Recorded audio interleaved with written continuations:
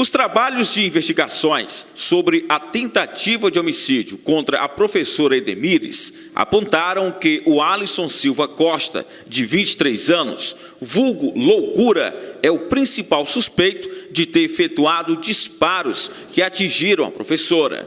Crime ocorrido no dia 25 de março. Continuamos a diligenciar e obtivemos imagens do veículo antes do crime, que esteve na casa do Antônio, e esteve numa casa localizada na Rua 1 do bairro Jardim Iracema, que é a casa do Alisson. Então, depois de identificado como sendo a pessoa que, inclusive, as imagens revelam que entrou no carro junto com o Johannes alguns minutos antes da prática do crime, a gente deduziu que, portanto, o atirador seria o Alisson. Por essa razão, representamos pela prisão temporária dele e também pela busca e apreensão no endereço. Tais medidas foram cumpridas hoje pela Polícia Civil. Ele foi inquirido, interrogado sobre esses fatos, negou participação no crime, como era de se esperar, mas admitiu que é ele que aparece nas imagens, entrando no veículo que minutos depois foi utilizado na prática do crime. Em virtude desse fato novo, nós então reinquirimos tanto o Antônio Botelho quanto o Johannes,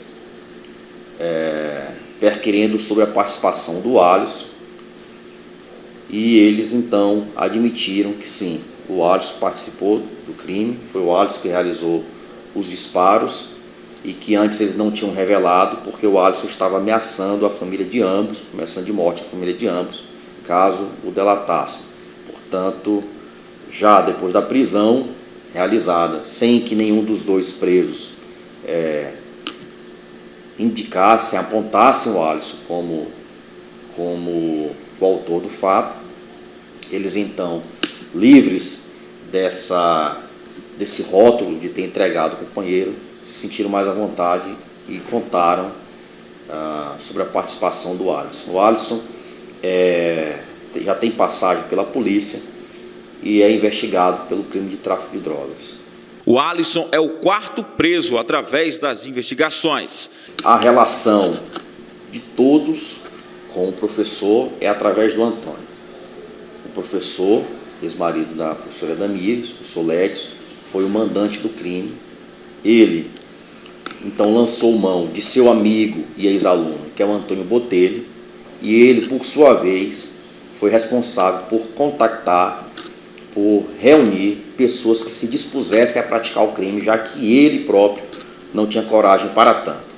Depois da prática do crime, o Alisson pega o mototáxi e volta para a casa do Antônio, e o Antônio é quem o leva de volta até a sua casa no bairro Jardim Iracema. Portanto, fica muito claro toda essa trama envolvendo essas quatro pessoas. O delegado Fagno diz que as investigações já foram concluídas e que o caso está como elucidado. E a Polícia Civil dá o caso como esclarecido. O inquérito ainda não foi concluído porque nós estamos produzindo uma série de relatórios com as informações que temos recebido das quebras de sigilo diversas que foram solicitadas nos autos, mas os nossos elementos já são suficientemente robustos para apontar essas pessoas como participantes do crime, inclusive com a admissão da culpa do Johannes e de ter apontado o Alisson, tanto ele quanto o Antônio apontaram o Alisson como sendo a segunda pessoa que estava no carro e, portanto, aquela que realizou os disparos. A arma utilizada para tentar contra a vida da professora não foi localizada. Lamentavelmente, tínhamos a esperança de localizar, mas também já acreditávamos que seria uma missão muito difícil, já que o Alisson é um criminoso experiente, embora de pouca idade.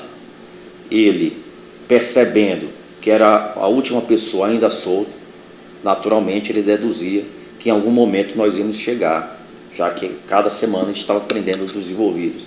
Então, acho que por isso ele se desfez da arma de alguma maneira e de todos os elementos, inclusive do próprio telefone celular, que semana passada ele disse que quebrou e deixou inclusive de usar o celular, que é outro ponto que é bem que é um ponto em comum entre todos os envolvidos, né? O professor Lédio supostamente teve o celular roubado. Dias depois, tanto o Antônio quanto o Johannes perderam ou tiveram o celular danificado, não deixaram de usar o celular, e agora o Alisson, também que na época tinha celular, deixou de utilizar celular.